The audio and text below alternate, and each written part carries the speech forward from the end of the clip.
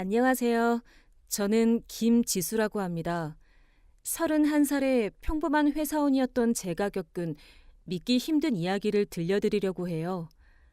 제가 지금부터 말씀드릴 이야기는 정말 드라마 같은 일인데 실제로 제게 일어난 일입니다. 결혼이라는 인생 최고의 행복한 순간이 어떻게 최악의 악몽으로 바뀔 수 있는지, 그리고 가장 가까운 사람이 얼마나 무서운 가면을 쓰고 있을 수 있는지를 뼈저리게 깨달은 사건이었어요. 지금부터 이야기를 시작할 테니 끝까지 들어주셨으면 좋겠습니다. 저는 대학 졸업 후 서울의 한 중견기업에서 마케팅 업무를 담당하고 있었습니다. 20대 후반이 되니까 주변에서 결혼 얘기가 나오기 시작했는데 사실 연애에는 그리 관심이 없었어요. 일에 집중하다 보니 시간이 훌쩍 지나간 거죠. 그런데 작년 봄 회사 선배의 소개로 만난 사람이 바로 민현 오빠였어요. 저보다 2살 많고 건축회사에서 현장 관리를 하는 사람이었는데 첫 만남부터 정말 신사적이고 배려심이 깊어 보였습니다. 첫 번째 만남이었던 카페에서 그 사람이 저한테 이렇게 말하더라고요. 지수 씨, 저는 솔직히 소개팅이라는 게 좀 어색하긴 한데 그래도 좋은 분을 만날 수 있다고 해서 나왔어요. 저는 평소에 일만 하다 보니 만날 기회가 별로 없었거든요. 지수 씨는 어떠세요? 이런 자리가 부담스럽지는 않으신가요? 제가 너무 딱딱하게 말하는 건 아니죠. 아니에요. 저도 마찬가지예요. 사실 소개팅 경험이 많지 않아서 긴장되긴 하는데 민현 씨가 편하게 말씀해 주시니까 괜찮네요. 저도 평소에 회사 일이 바빠서 새로운 사람들을 만날 기회가 별로 없었거든요.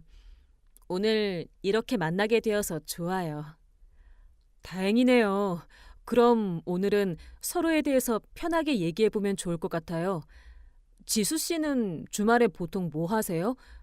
저는 건축 현장에서 일하다 보니 스트레스가 많은데 주말에는 보통 등산을 가거나 책을 읽으면서 시간을 보내거든요. 그때만 해도 그런 모습이 너무 진솔하고 매력적으로 보였어요. 첫 만남 이후에 우리는 자연스럽게 연락을 주고받게 되었고 데이트를 시작했습니다. 그 사람은 정말 완벽한 남자친구였어요. 데이트할 때마다 세심하게 배려해주고 제 말을 끝까지 들어주는 사람이었습니다.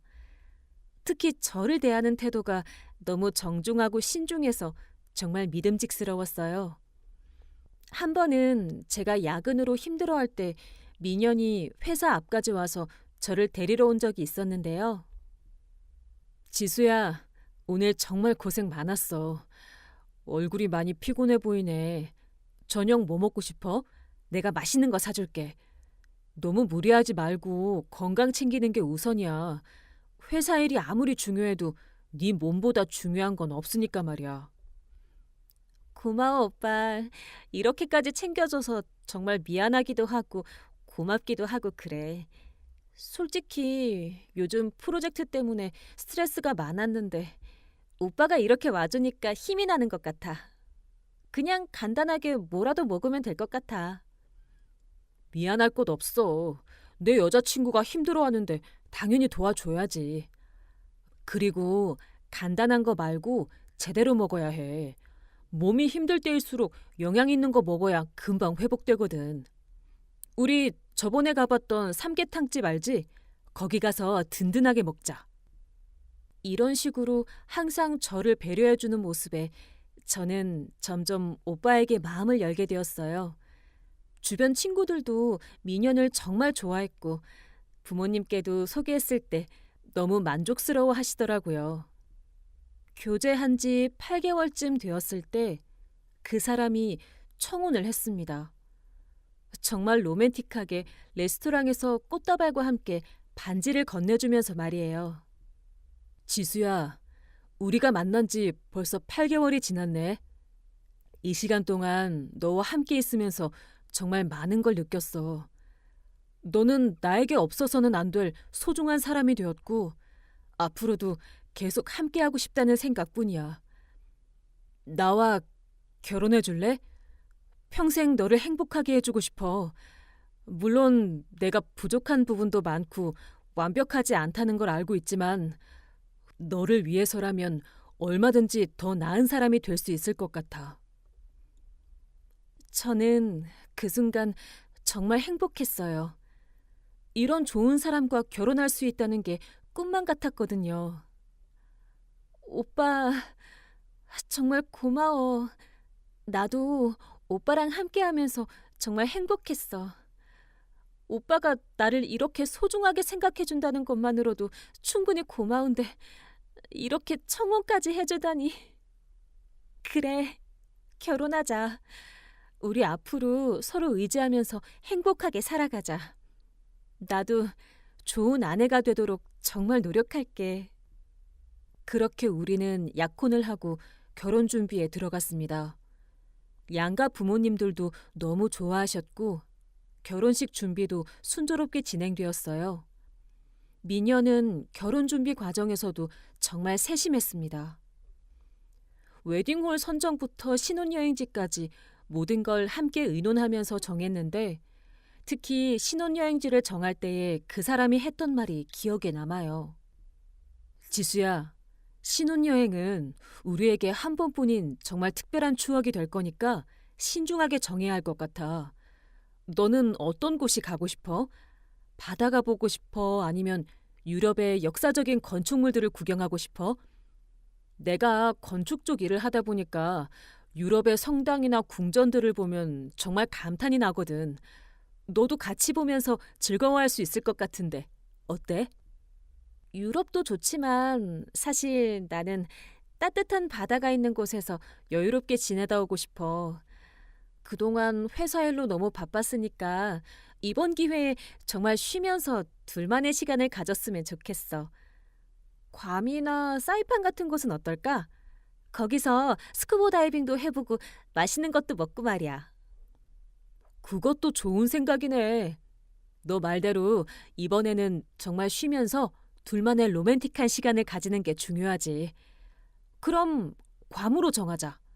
거기 리조트들도 괜찮다고 들었고 무엇보다 비행 시간이 길지 않으니까 피로하지 않고 갈 수 있을 것 같아. 내가 좋은 리조트 알아보고 예약할게.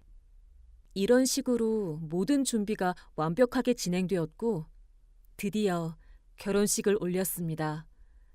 정말 아름다운 결혼식이었어요.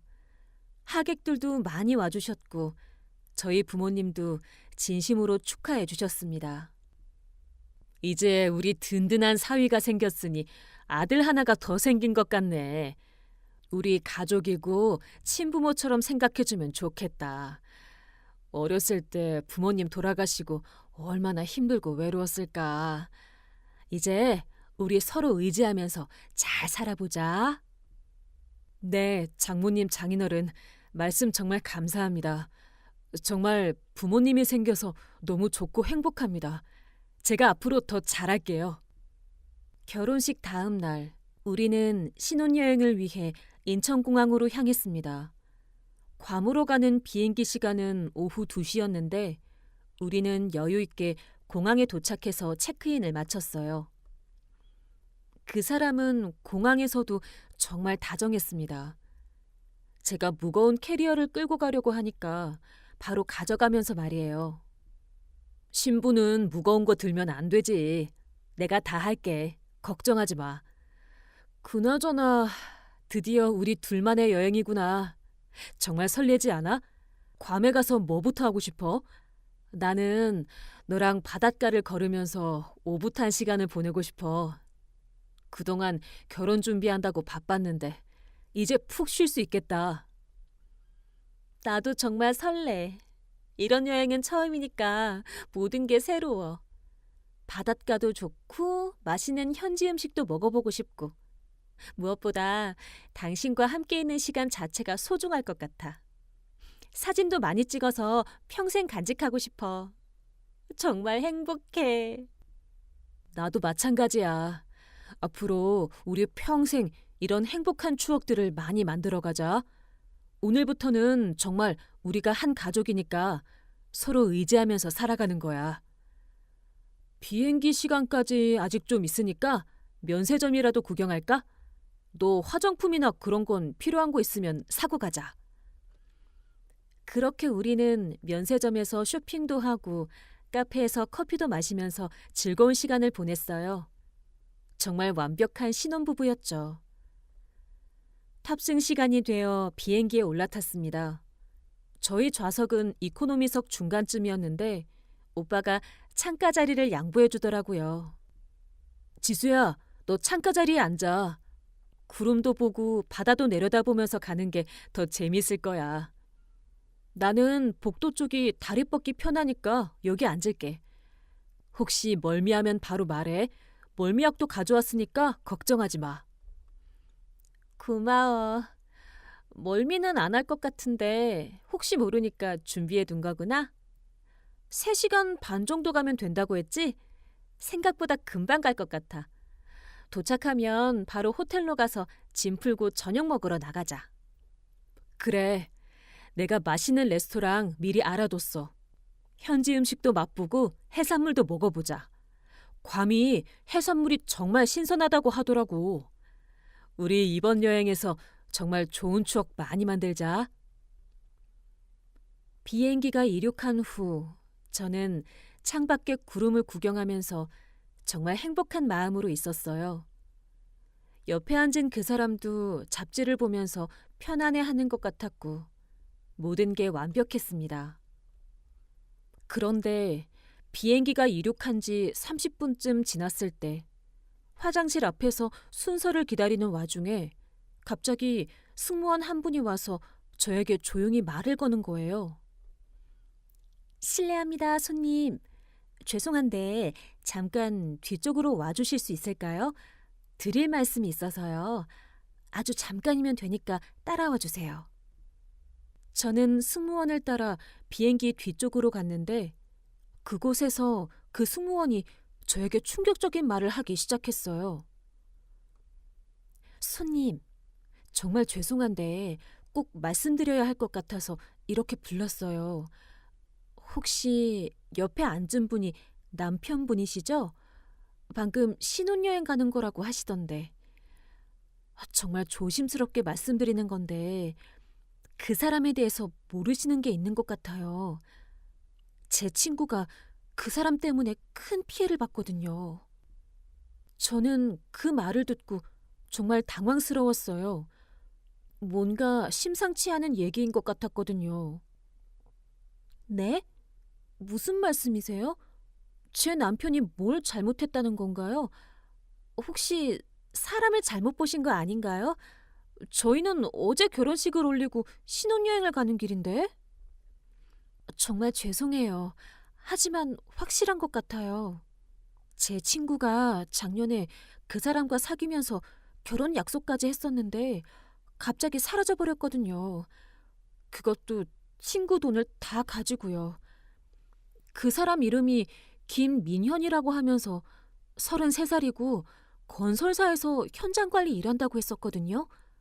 그리고 대전 출신이라고 했었고요.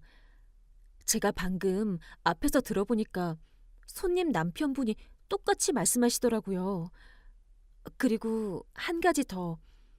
혹시 그분이 부모님이 일찍 돌아가셔서 할머니 손에서 자랐다고 하지 않았나요? 저는 그 말을 듣고 온몸에 소름이 돋았어요. 오빠의 이름, 나이, 직업, 출신지는 물론이고 부모님이 어릴 때 교통사고로 돌아가셔서 할머니가 키웠다는 얘기까지. 그건 저에게만 털어놨던 개인적인 사연이었거든요.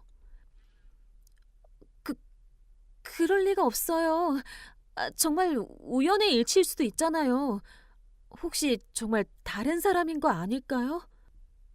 손님, 정말 죄송하지만 한 가지 더 확인해보고 싶은 게 있어요.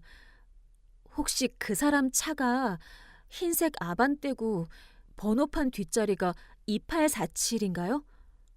제 친구가 그 사람이 항상 그 차를 타고 다녔다고 해서 기억하고 있거든요.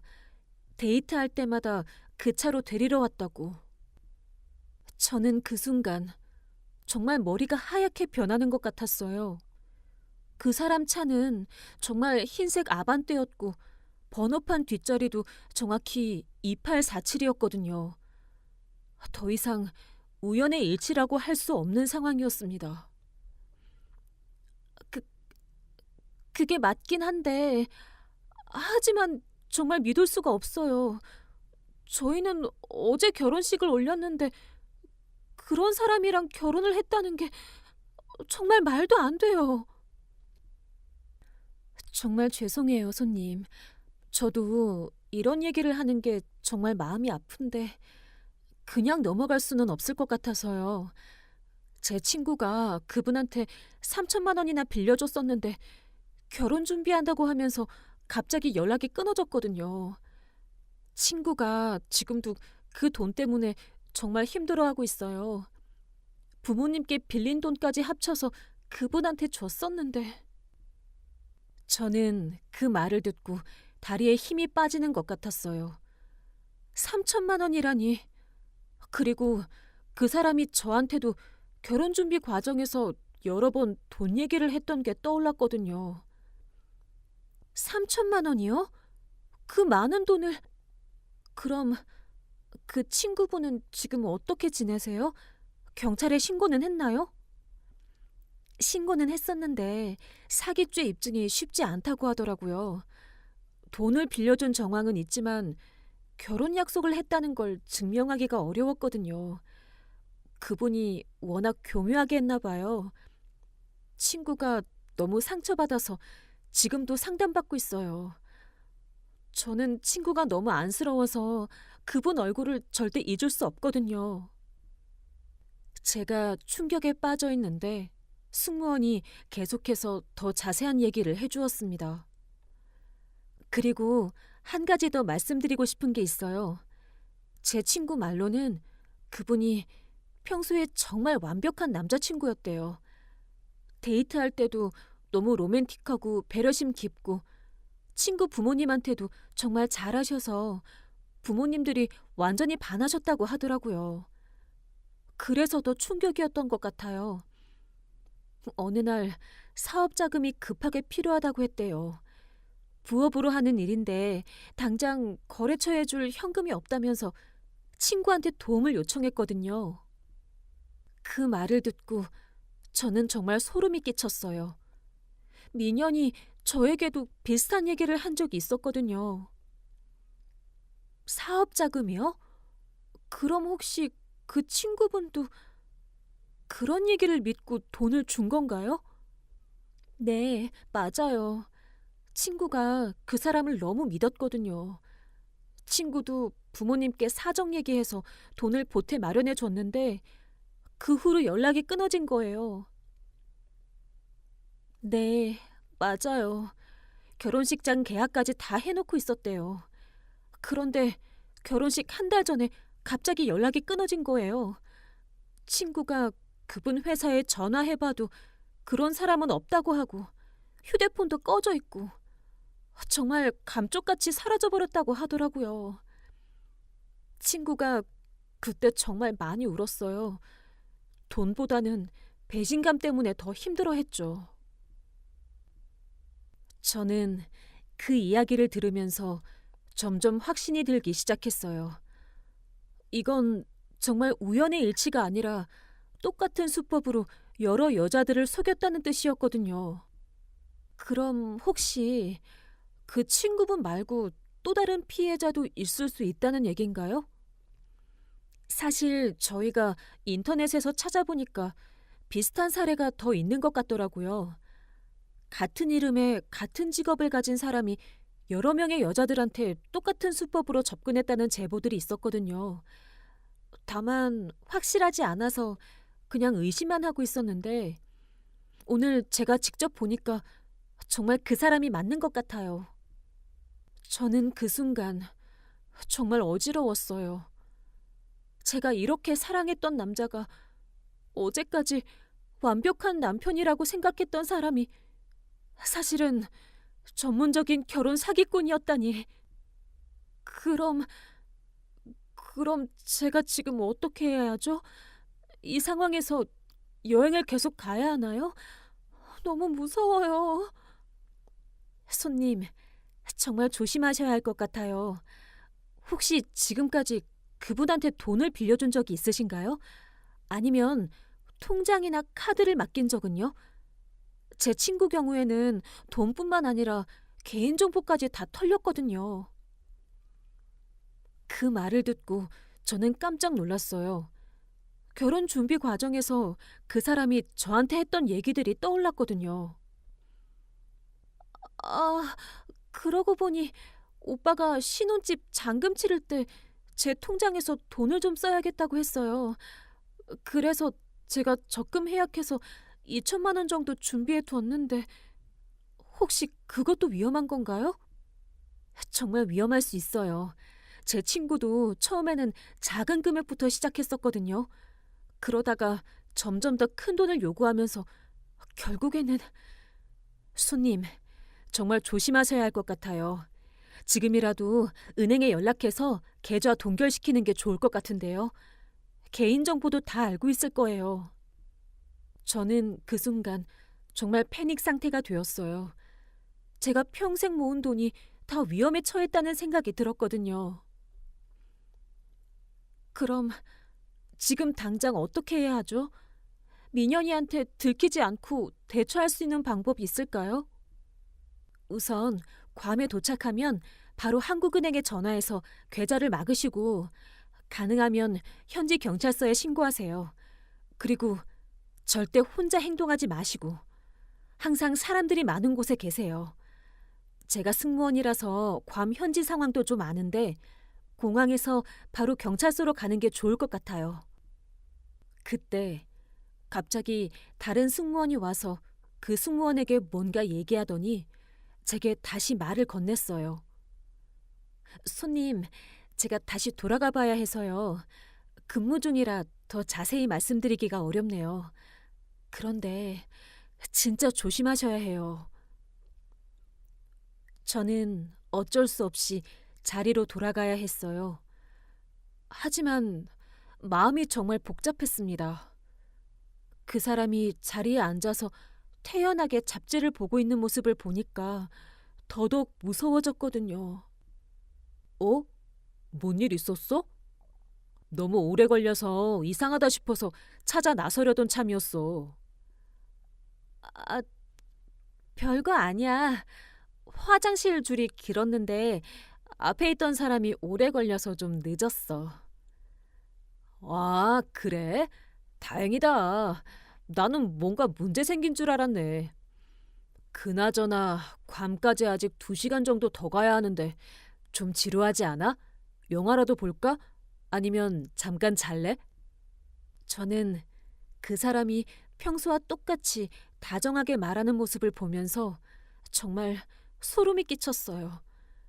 이 사람이 정말 사기꾼이라면 지금까지 제게 보여준 모든 모습이 다 연기였다는 얘기잖아요.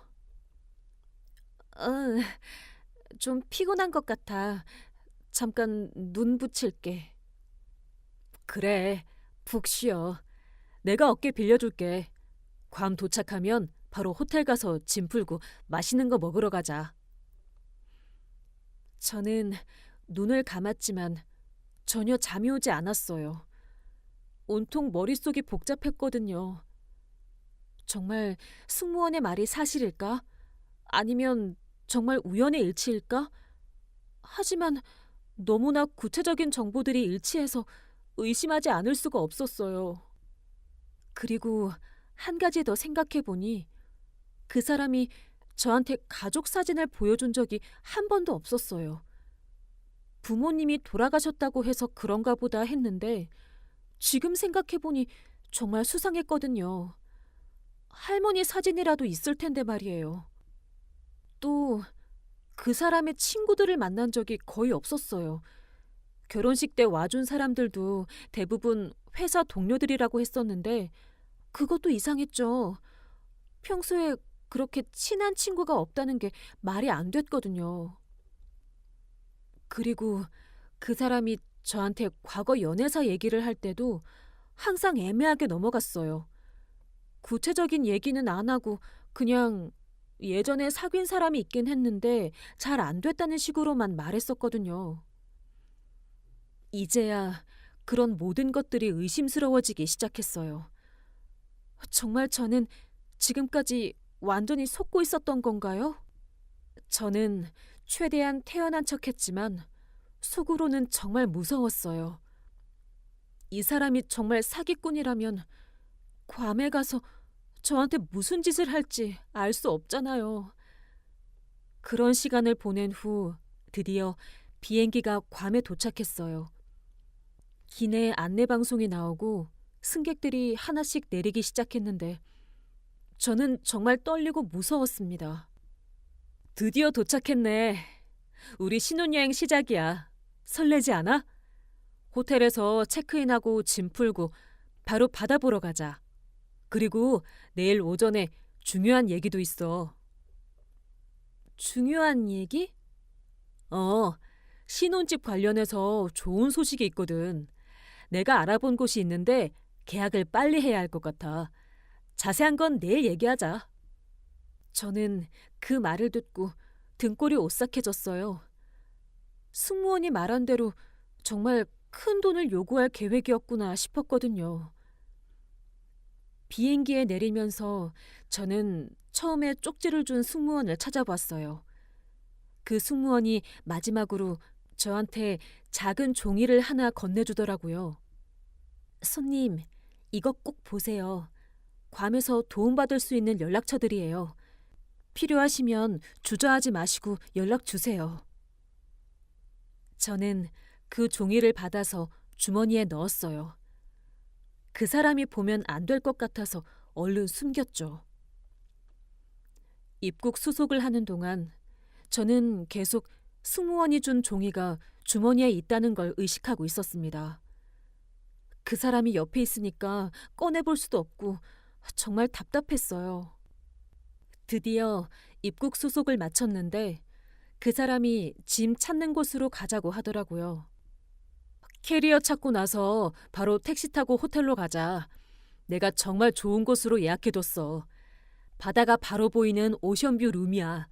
우리 거기서 정말 로맨틱한 시간 보내자. 저는 그 말을 들으면서 정말 무서워졌어요. 혹시 그 사람이 저를 외딴 곳으로 데리고 가려는 건 아닐까.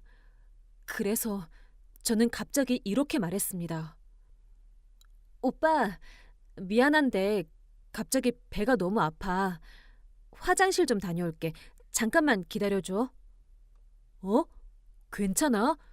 비행기에서 뭔가 잘못 먹었나? 내가 같이 갈까? 아니야, 괜찮아. 여자 화장실이니까 혼자 갈게. 짐은 여기서 기다리고 있어. 저는 그렇게 말하고 공항 화장실로 갔어요. 그리고 화장실 안에서 승무원이 준 종이를 꺼내봤습니다. 거기에는 전화번호와 함께 간단한 메모가 적혀 있었어요. 혹시 위험한 상황에 처하시면 바로 경찰서로 가세요. 괜히 혼자 대처하려고 하지 마시고요. 괌 한인회 연락처와 현지 경찰서 번호 적어뒀으니 필요하시면 연락 주세요. 한인회 연락하면서 제 이름 대고 소개받았다고 하세요. 제가 여기 아는 분이 있거든요. 그리고 제 친구 연락처도 있으니 언제든 연락하세요. 저는 그걸 보고 정말 고마웠어요. 완전히 낯선 곳에서 혼자가 아니라는 느낌이 들었거든요. 저는 바로 한인회에 전화를 걸었습니다. 다행히 연결되었어요. 안녕하세요. 괌 한인회입니다. 안녕하세요. 저는 한국에서 온 관광객인데 정말 급한 상황이라서 전화드렸어요. 도움이 필요해서요. 대한항공 박수진 승무원이 연락해보라고 했어요. 무슨 일이시죠? 자세히 말씀해 보세요. 저는 조심스럽게 상황을 설명했어요. 남편이 결혼 사기꾼일 수도 있다는 것, 지금 혼자 외국에 나와 있어서 무섭다는 것을 말했죠. 정말 심각한 상황이네요. 수진이가 소개했다고요? 지금 어디 계세요? 절대 그분과 함께 호텔에 가시면 안 될 것 같은데요. 우선 공항에서 안전한 곳에 계시고 저희가 30분 후에 공항으로 나가겠습니다. 그때까지 절대 혼자 행동하지 마시고 사람 많은 곳에 계세요. 네, 알겠습니다. 정말 감사해요. 저는 전화를 끊고 정말 큰 결심을 했어요. 더 이상 그 사람과 함께 있을 수는 없었거든요. 화장실에서 나와서 그 사람에게 갔는데 걱정스러운 표정으로 저를 맞아주더라고요. 지수야, 얼굴이 안 좋아 보여. 정말 괜찮아? 병원에 가봐야 하는 거 아니야? 오빠, 미안한데 갑자기 몸이 너무 안 좋아진 것 같아. 나 혼자 한국에 먼저 돌아가야 할 것 같아. 뭐? 갑자기 무슨 소리야?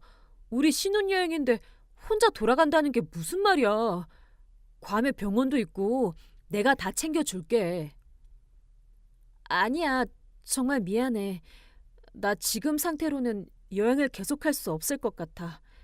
오빠는 여기서 여행하고 나는 먼저 들어갈게. 지수야, 뭔가 이상해. 갑자기 왜 이래? 비행기에서 뭔 일 있었어? 승무원이 뭐라고 했던 거야? 저는 그 사람이 점점 다그치는 모습을 보면서 더욱 무서워졌어요. 그래서 거짓말을 했습니다. 아무것도 없었어. 그냥 몸이 안 좋아서 그래. 그럼 내가 같이 돌아갈게. 신혼여행을 혼자 보낼 순 없어. 아니야. 오빠라도 여기서 쉬다 와. 나는 정말 괜찮으니까 먼저 갈게. 화장실 좀 다시 다녀올게. 배가 너무 아파서. 저는 다시 화장실로 도망쳤어요. 그리고 화장실에서 30분 정도를 버텼습니다. 그 사람이 중간중간 문을 두드렸지만 너무 아프다며 나가지 않았어요. 지수야, 정말 괜찮아? 너무 오래 있는 것 같은데. 병원에 가야 하는 거 아니야? 괜찮아. 금방 나갈게.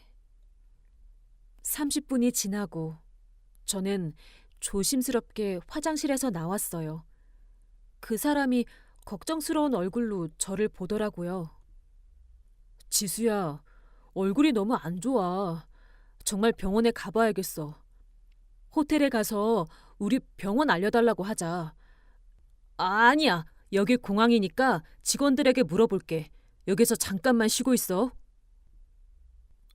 알겠어. 나는 여기서 좀 쉬고 있을게.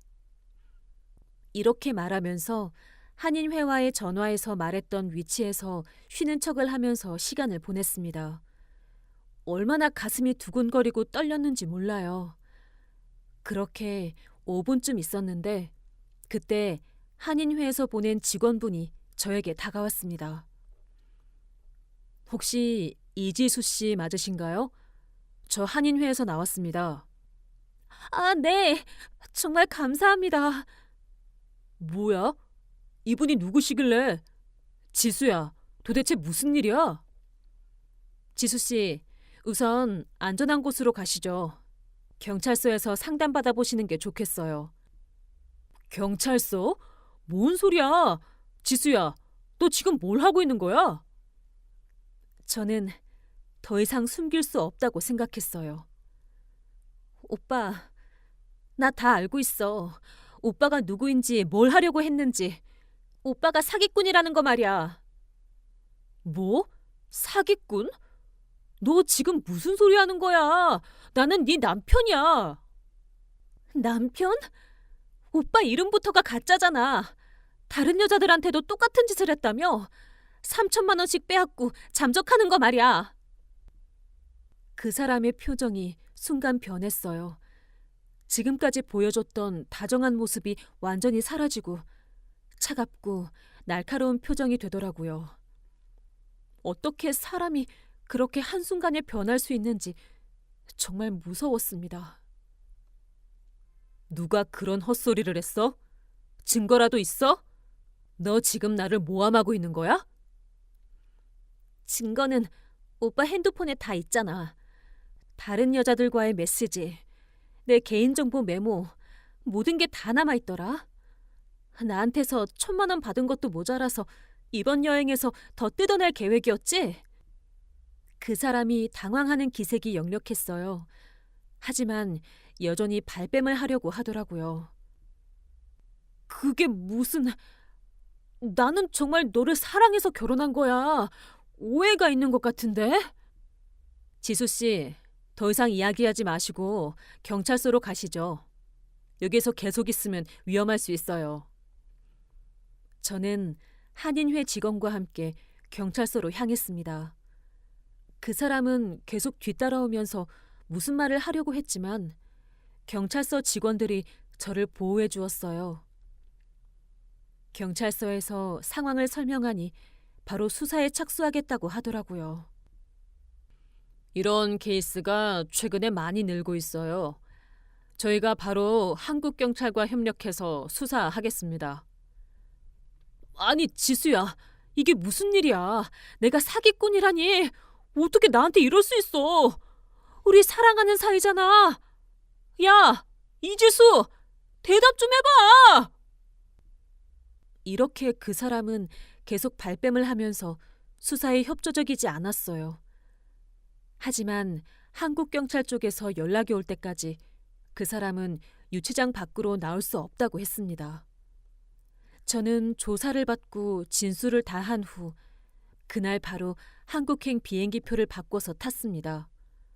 정말 하루아침에 신혼여행이 도망가는 여행이 되어버린 거였어요. 비행기 안에서 저는 계속 생각했어요. 어떻게 이런 일이 일어날 수 있을까? 내가 그렇게 바보였을까? 아니야. 나쁜 마음을 먹고 작정하고 속이면 누구든 이렇게 속았을 거야. 어떻게 남편이 될 사람이 이런 나쁜 놈인지 알았겠어.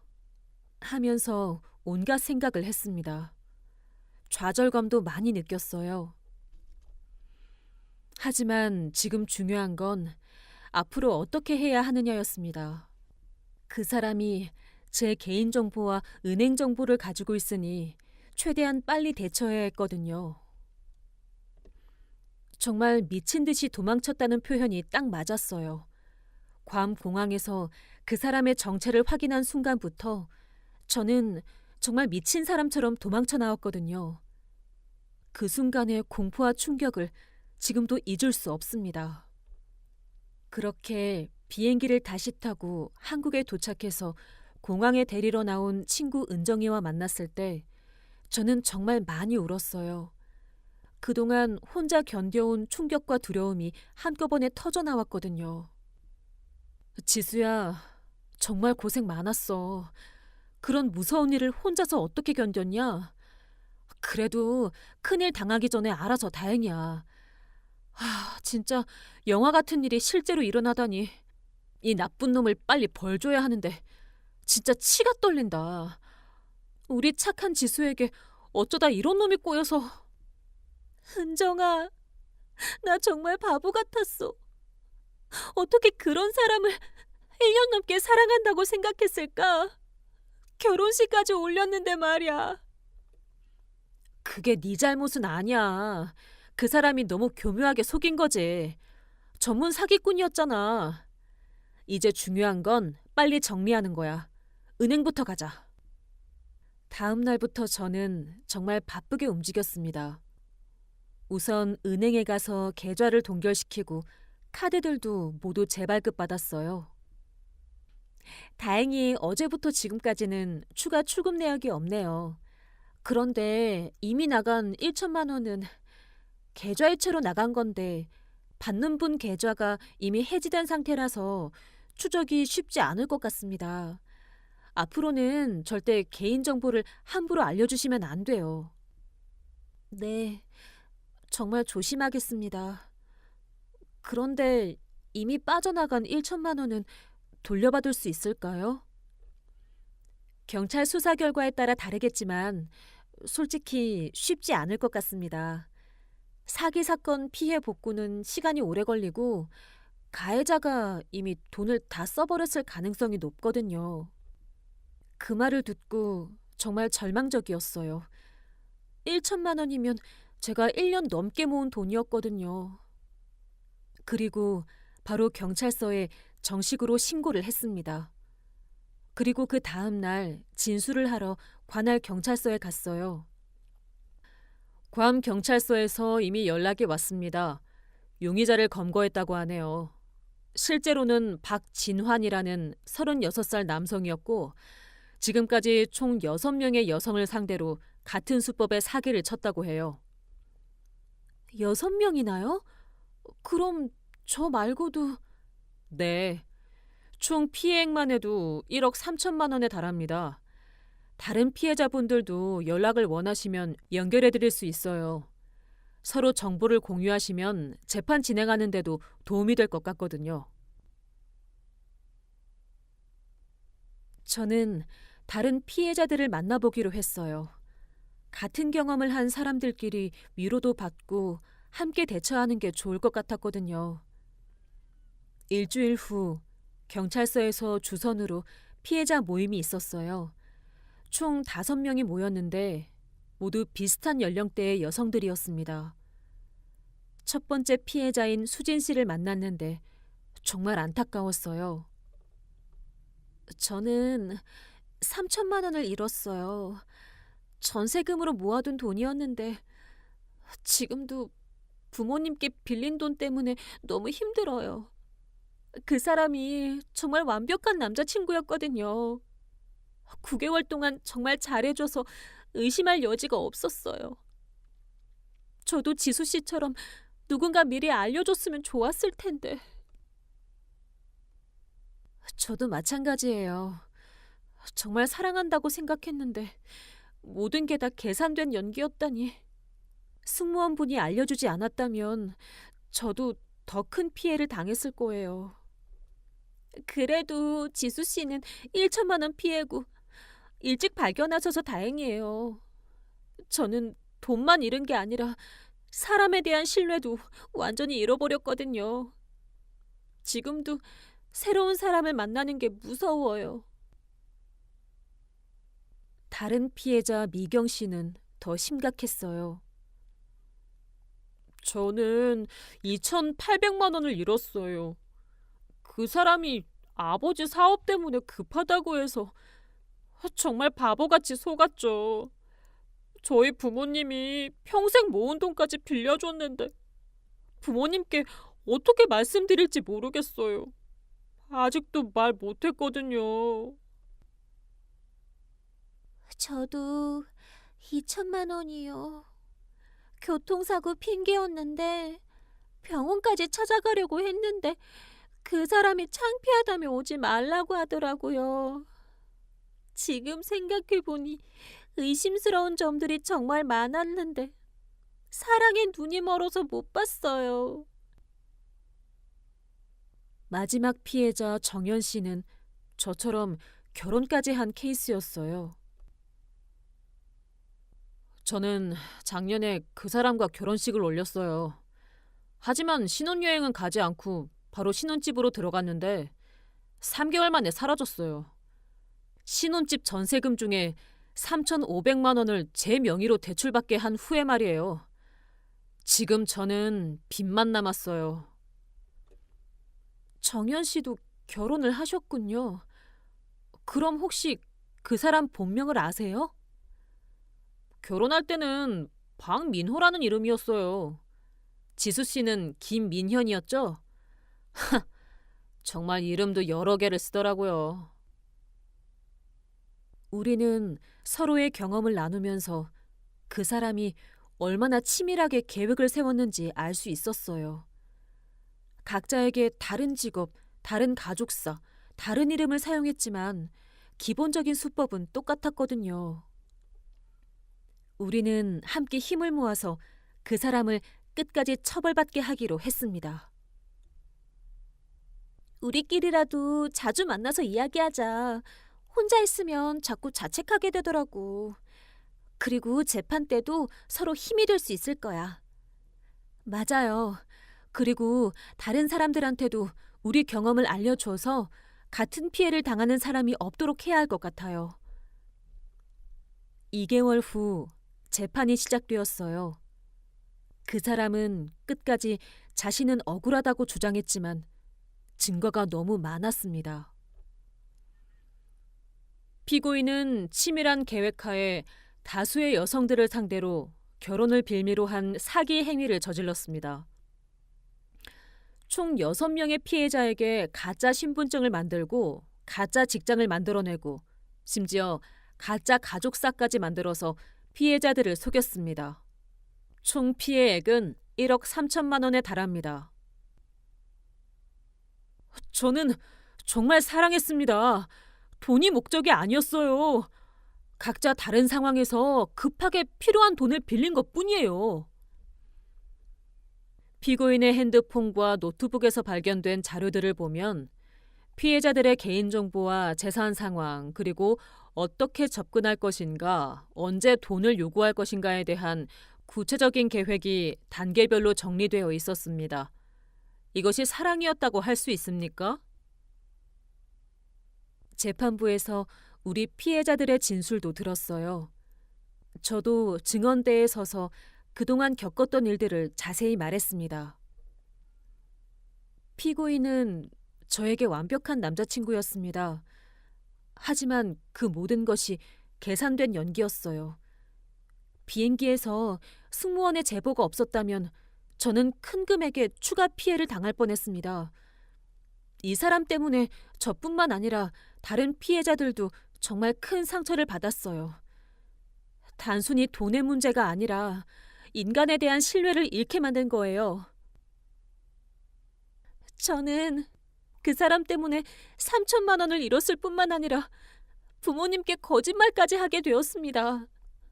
지금도 부모님은 제가 사업 실패로 돈을 잃었다고 알고 계세요. 차마 이런 바보 같은 일로 돈을 잃었다고 말씀드릴 수가 없었거든요. 결국 그 사람은 징역 2년 6개월과 피해자들에 대한 손해배상 명령을 받았어요. 하지만 현실적으로 배상받을 가능성은 낮았습니다. 재판이 끝나고 나서 저는 정말 많은 걸 깨달았어요. 첫째로, 사람을 너무 쉽게 믿으면 안 된다는 것입니다. 아무리 완벽해 보이는 사람이라도 검증해야 할 부분들은 반드시 있다는 거죠. 둘째로, 주변의 도움이 정말 중요하다는 것이에요. 승무원이 용기 내서 알려주지 않았다면 저는 더 큰 피해를 당했을 거거든요. 셋째로, 이런 일을 당했다고 해서 자책할 필요는 없다는 거예요. 잘못한 건 사기꾼이지 피해자가 아니니까요. 지금은 10개월이 지났습니다. 처음엔 정말 힘들었지만 가족과 친구들의 도움으로 많이 회복했어요. 무엇보다 제일 감사한 건 그 대한항공 승무원 박수진 씨예요. 나중에 직접 만나서 인사드렸는데 그분 친구가 똑같은 사람한테 피해를 당해서 정말 힘들어하는 모습을 지켜봤기 때문에 더 민감하게 알아차렸다고 하더라고요. 제 친구가 그 사람 때문에 정말 많이 힘들어했거든요. 3천만 원이라는 큰 돈을 잃고 지금도 정신과 치료를 받고 있어요. 그래서 그 사람 얼굴을 절대 잊을 수가 없었거든요. 비행기에서 보는 순간 이 사람이다 라는 생각이 들어서 그냥 지나칠 수가 없었던 거예요. 정말 감사해요. 수진 씨 덕분에 저는 더 큰 피해를 당하지 않았어요. 평생 잊지 못할 거예요. 이제 저는 새로운 시작을 하고 있습니다. 일단 연애는 당분간 생각하지 않기로 했고 저 자신을 더 사랑하는 법을 배우고 있어요. 그리고 제 경험을 다른 사람들과 공유해서 저와 같은 피해를 당하는 사람들이 없었으면 좋겠어요. 요즘은 온라인에서 결혼 사기 예방 캠페인 활동도 하고 있습니다. 많은 분들이 제 이야기를 들으면서 나도 의심스러운 사람이 있다며 상담을 요청하시거든요. 저도 지금 사귀는 사람이 가족 얘기를 별로 안 해주고 친구들도 잘 소개해주지 않아요. 그리고 최근에 돈 얘기를 은근슬쩍 하는 것 같기도 하고 혹시 의심해봐야 할까요? 일단 의심스럽다면 천천히 지켜보세요. 그리고 절대 큰 돈을 빌려주거나 개인정보를 쉽게 주면 안 돼요. 진짜 사랑한다면서 돈을 요구하는 사람은 일단 의심해 보시는 게 좋아요. 저처럼 되지 마시고요. 저는 이제 이런 상담 활동이 제 새로운 사명이라고 생각해요. 제가 당한 일이 다른 사람들에게는 교훈이 되었으면 좋겠거든요. 그리고 다른 피해자분들과도 계속 만나면서 서로 위로하고 있어요. 수진 씨는 이제 새로운 직장에서 잘 지내고 있고, 미경 씨는 부모님께 사실을 털어놓고 용서받았다고 하더라고요. 지수야, 우리가 이렇게 서로 의지하면서 버텨내니까 정말 다행이야. 처음엔 정말 죽고 싶을 정도였는데, 이제는 새로운 삶을 시작할 용기가 생겼어. 맞아. 그리고 우리가 이런 활동하면서 다른 사람들한테 도움이 되는 것 같아서 보람도 느껴져. 우리 경험이 헛되지 않았구나 싶고. 여러분도 혹시 연애를 하시거나 결혼을 준비하실 때 상대방에 대해 충분히 알아보시고 주변 사람들의 의견도 들어보세요. 그리고 무엇보다 자신의 직감을 믿으시길 바라요. 사랑에 빠지면 판단력이 흐려질 수 있지만 그럴 때일수록 더욱 신중해야 한다는 것을 잊지 마세요. 갑자기 급한 일이 생겼다며 큰 돈을 요구할 때, 가족이나 친구들을 제대로 소개해주지 않을 때, 과거 얘기를 구체적으로 말해주지 않을 때, 회사나 집 주소를 정확히 알려주지 않을 때 등등 이런 신호들이 보이면 반드시 의심해 보시기 바랍니다. 제가 겪은 끔찍한 경험이 다른 분들께는 좋은 교훈이 되기를 바라면서 여기서 제 이야기를 마치겠습니다. 끝까지 들어주셔서 정말 감사합니다.